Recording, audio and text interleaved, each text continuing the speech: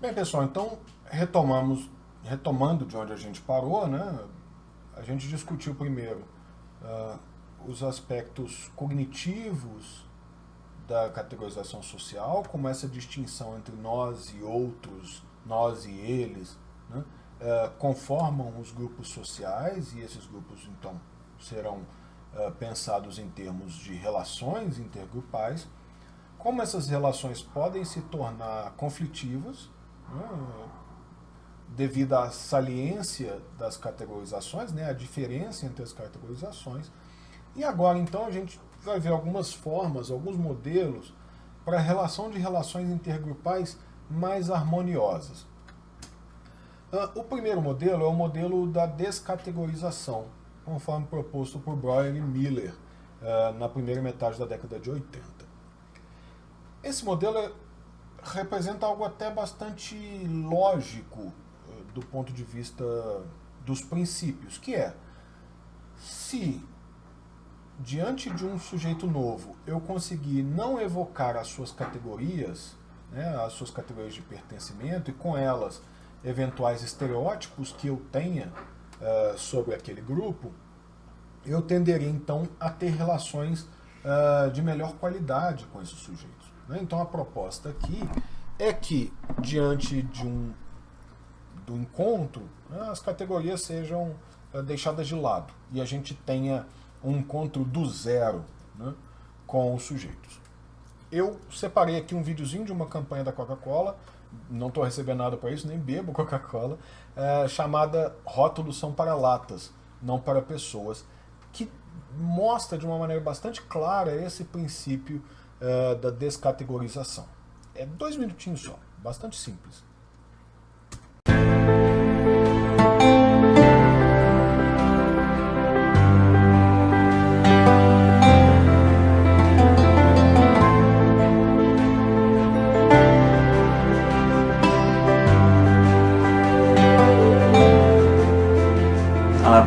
Bazif heavy metal. عندي band I started with friends. He's got long hair, but at work he ties it in a ponytail. Probably piercings. I read a lot of books. I read cognitive psychology, behavioral science. I've spoken at TED Talks. Really? Wow. You look nerdy. Like you think you're cool, but you're still a nerd. أكثر شيء مركز عليها التراث الإماراتي واللغة العربية. And I also think he's wearing a kandor. Yeah, even I felt that, yeah. أنا وايد أحب الطبخ. دائما يعني معظم وقتي أطبخ في المطبخ. طبعا يعني في المطبخ. He's mature, like he's like cheddar cheese. You mean basically معفن. Extreme sports athlete. I skydive and pretty high risk activity for sure. Because your actions speak louder than words, right? God, dude, Whoa. that's awesome. لا هوني surprise.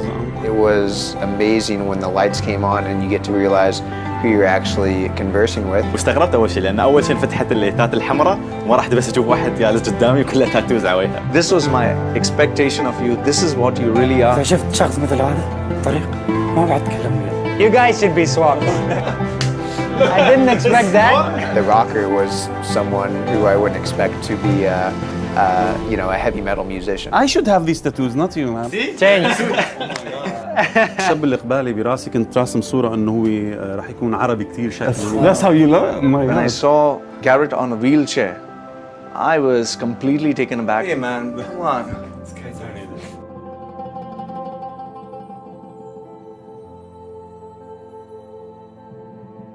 لما جت العلبة فتحته ما مكتوب عليه شيء ما مكتوب عليه كوكاكولا. And the minute I turned around, I saw that الليبلز أو الشعار أو المغلف أو التصميم هو بس للعلب مش للناس. رسالة واضحة. يعني المفروض ما تحكم على الواحد بالشكل. الشخص مو بلازم يعني ننتقده بشكله لكن أول شيء نتعرف عليه عقب نقدر نقول كيف الشخص. it changes your mind, your perspective, your heart.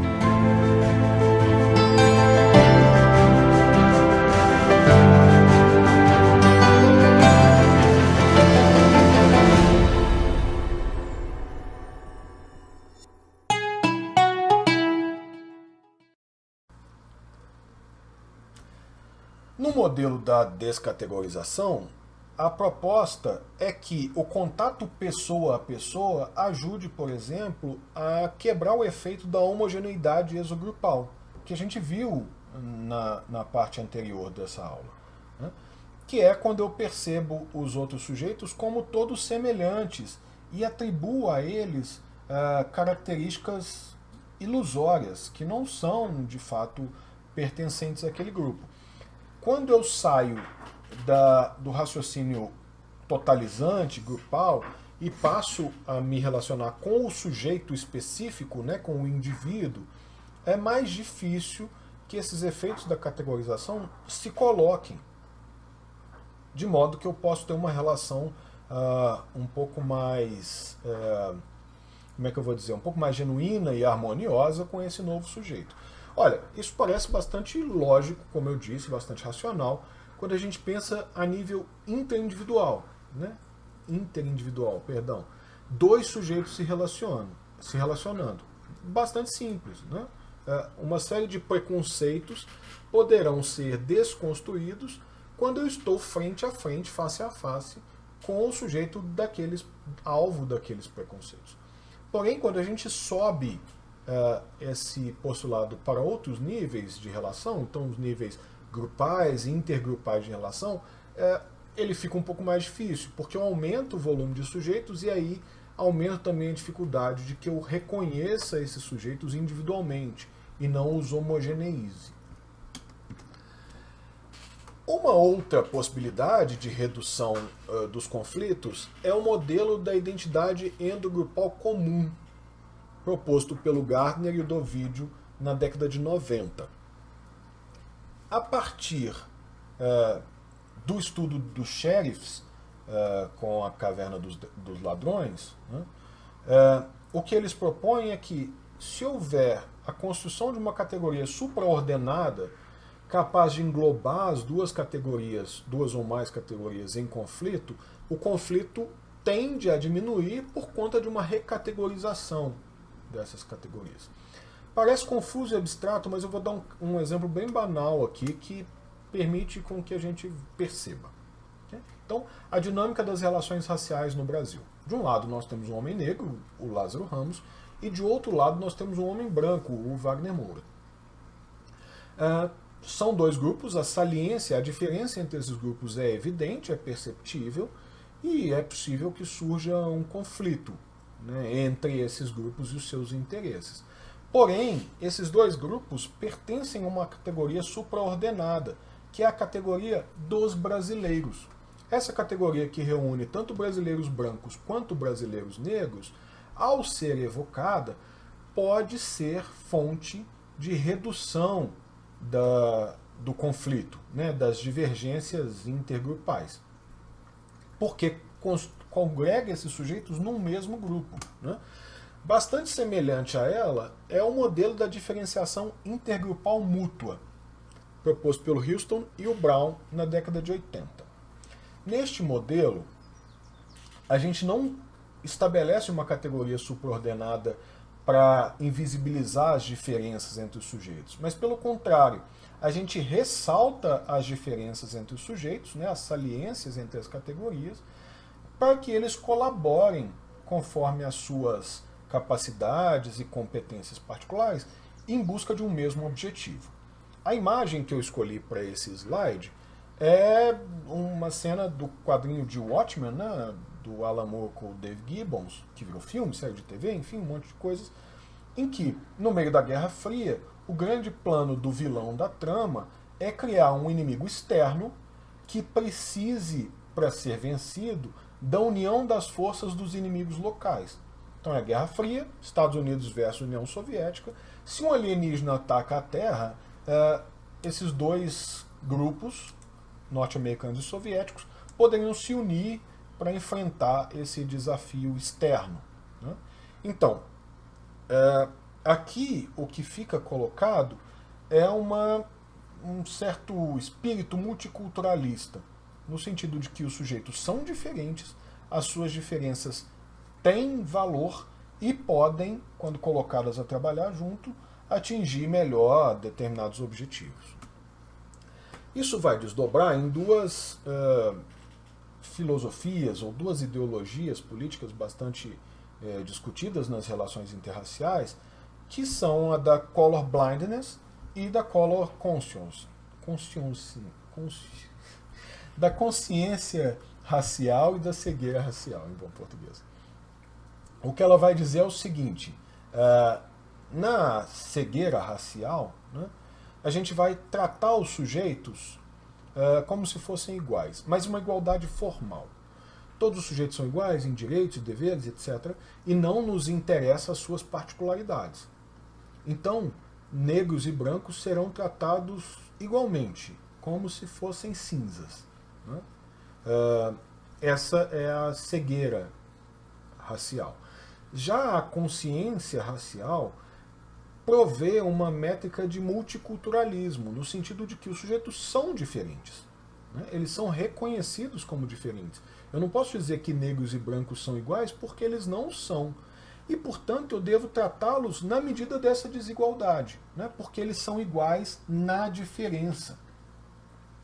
Percebam, na color blindness, a proposta é de que as diferenças sejam invisibilizadas, enquanto na color conscience as diferenças são valorizadas, incentivadas, sublinhadas e valorizadas, né? Acho que me repetindo, valorizadas.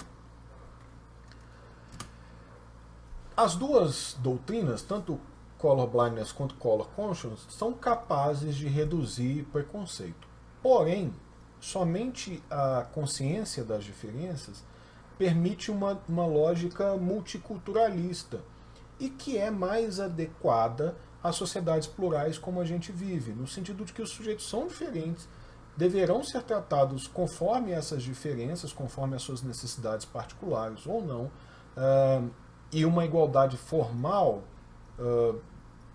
não traz ganho efetivo, né? Então a redução de preconceito vem do reconhecimento de que os sujeitos são diferentes, têm demandas, exigências e capacidades diferentes e, ao mesmo tempo, podem colaborar nas suas particularidades com um esforço coletivo comum.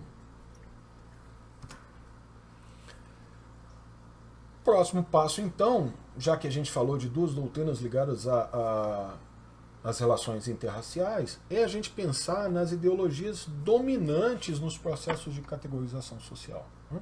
Os autores não esgotam esse tema, eles trazem alguns exemplos e a gente vai discutir eles aqui brevemente.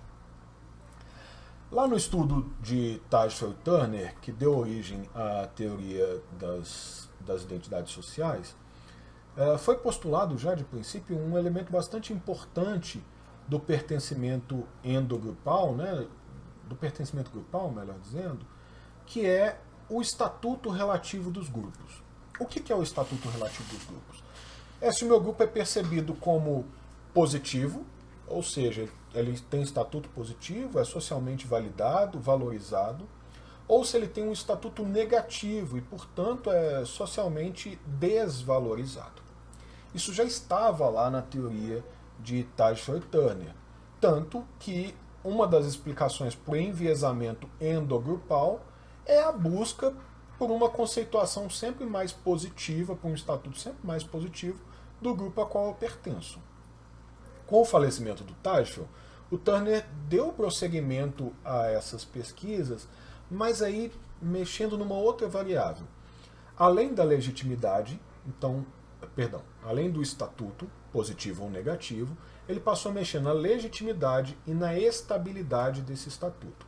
Quer dizer o seguinte, eu pertenço a um grupo X, esse grupo tem estatuto positivo, né? Então ele é socialmente valorizado. Por exemplo, o grupo dos seres humanos do sexo masculino, né? Se eu percebo que a diferença entre o grupo valorizado, seres humanos do sexo masculino, e o grupo desvalorizado, seres humanos do sexo feminino, é estável, essa desigualdade é estável, e se eu a percebo como legítima, o meu movimento é de um enviesamento endogrupal. Quer dizer que, em situações de conflito, eu vou valorizar o meu grupo, porque eu entendo que ele é de um estatuto positivo, legítimo e estável. Esse é o que eu chamei de grupo A. Nesse meu exemplo, o grupo B poderia ser entendido como o grupo das mulheres, por exemplo. perceba, eu não estou dizendo que o estatuto é legítimo, nem que é estável o estatuto de desigualdade entre os sexos. Estou só dando um exemplo. Né? Então, se as mulheres que fazem parte de um estatuto negativo, né, de um grupo de estatuto negativo, socialmente desvalorizado, mas percebem esse sistema, foco na palavra sistema, ela vai voltar lá na frente, como legítimo e estável, aqui a coisa fica esquisita. Porque esses membros desse grupo de estatuto negativo tenderão ao enviesamento em prol do exogrupo. Recapitulando, no grupo A, o grupo de estatuto positivo, mas com a legitimidade e a estabilidade presentes, o membro do grupo de estatuto positivo autovaloriza o seu grupo. Na situação contrária, o estatuto é legítimo, estável, e o sujeito pertence ao grupo de estatuto negativo, desvalorizado, ele também valorizará o grupo externo, o grupo dominante, né? Porque ele entende que o estatuto é estável e é legítimo. Há legitimidade nessa tal situação de coisas. Que é diferente, por exemplo, quando o sujeito se percebe parte de um grupo com estatuto positivo, mas num cenário de instabilidade e ilegitimidade. Esses sujeitos ainda assim favorecerão o próprio grupo, porém de maneira diminuída do que se percebessem que o cenário era legítimo e estável. E, para encerrar, né, a próxima posição é bastante clara, de um quarto grupo em que tem estatuto negativo e percebe o sistema como ilegítimo e instável. Esse grupo, então, é o que tenderá a romper com a tal situação de coisas e favorecer o endogrupo desvalorizado. Percebam, o estatuto de um grupo, se positivo ou negativo, é menos determinante da ação dos sujeitos do que a percepção da legitimidade e da estabilidade desse estatuto. Isso quer dizer o seguinte, se eu concordo com a regra do jogo, se eu digo a regra é essa mesmo, eu tendo a me conformar, a gente vai ver isso ainda em mais detalhes, eu tendo a me conformar mais e atuar para que essa situação permaneça como está. Se pelo contrário eu percebo que a situação é injusta, ilegítima, né, o estatuto dos grupos, eu vou atuar para mudar isso, mais ou menos, dependendo de qual grupo eu pertenço. Isso desemboca, claro, perpassa uma noção de hierarquias sociais, né, de que há grupos de estatuto positivo, portanto valorizados, e há grupos inferiorizados, de estatuto negativo. Né. Essas hierarquias serão sustentadas ou desestabilizadas conforme a gente manipula mitos e ideologias correntes por aí. Né? Um mito, por exemplo, é a meritocracia. Né? A meritocracia pode ser usada para justificar diferenças de estatuto, né? Enquanto o mito da igualdade pode ser usado para contestar diferenças de estatuto. Quando o apoio às categorias é entendido como legitimador, né? Então as categorias são legítimas e estáveis, há uma orientação para a dominância social. Isso quer dizer que nesse cenário em que se percebe o estatuto como legítimo e estável, os sujeitos atuarão ativamente para a manutenção desse status, independente se eles fazem parte do grupo valorizado ou do grupo desvalorizado. Voltando ao exemplo que eu tinha dado anteriormente dos grupos A e B, né, é uma mesma relação. O sistema é estável e legítimo, um grupo tem estatuto positivo e um grupo tem estatuto negativo. Como os sujeitos desses grupos agem? Mantendo essa hierarquia, né, concordando com ela, porque ela é entendida como legítima. Né? Então, ambos, tanto o grupo dominado quanto o grupo dominante, favorecerão o grupo dominante, porque isso mantém o sistema estável, né, mantém o cenário estabilizado. E isso leva a gente a se perguntar por quê? Como que isso acontece? E aí então Joshua Haniad, em 2002, vão propor a teoria da justificação do sistema. que é, mesmo sujeitos pertencentes a grupos desfavorecidos, né, grupos de estatuto negativo, agirão para manter o status quo quando percebem que ele é legítimo. E por que eles fazem isso? Né? Se eles pertencem aos grupos de estatuto baixo. Porque com a justificação do sistema, eles diminuem aquilo que o Tiago discutiu no encontro anterior, que é a dissonância, o desconforto, o princípio da incerteza. Eles entendem, os membros do grupo de estatuto inferior num cenário de legitimidade, entendem que o mundo é assim mesmo e, portanto, deve ser mantido assim. E isso é melhor para todos. Né? Lembra que eu falei para guardar a palavra sistema? Ela volta aqui na justificação do sistema, né? No sentido de que eu preciso manter as estruturas legítimas, né? Ao invés de arriscar um estatuto ilegítimo. E, portanto, nesse mecanismo, os grupos desvalorizados de estatuto inferior precisarão se esforçar mais para justificar o sistema. Por uma razão um tanto clara. São eles as principais vítimas da desigualdade. Né? São eles os principais desvalorizados, né? Numa lógica de hierarquias sociais. Então a única forma deles se conformarem é se eles justificarem ainda mais esse tal estatuto de coisas. Né? Ainda na teoria da justificação do sistema, quando é que há esse rompimento da justificação? Quando os sujeitos percebem, de maneira coletiva, né, na comparação intergrupal, que há desigualdade e que essa desigualdade está distribuída entre os grupos, não entre os sujeitos. Né?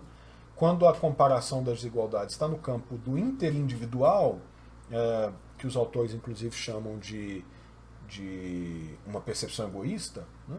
A ilegitimidade do sistema não vem à tona, porque os sujeitos voltam à relação um a um. Quando, em contrapartida, é na comparação intergrupal que eles percebem as desigualdades, essas desigualdades tendem a acirrar a percepção de ilegitimidade do sistema. Né? Então é preciso que os sujeitos percebam coletivamente enquanto parte de um sistema desigual.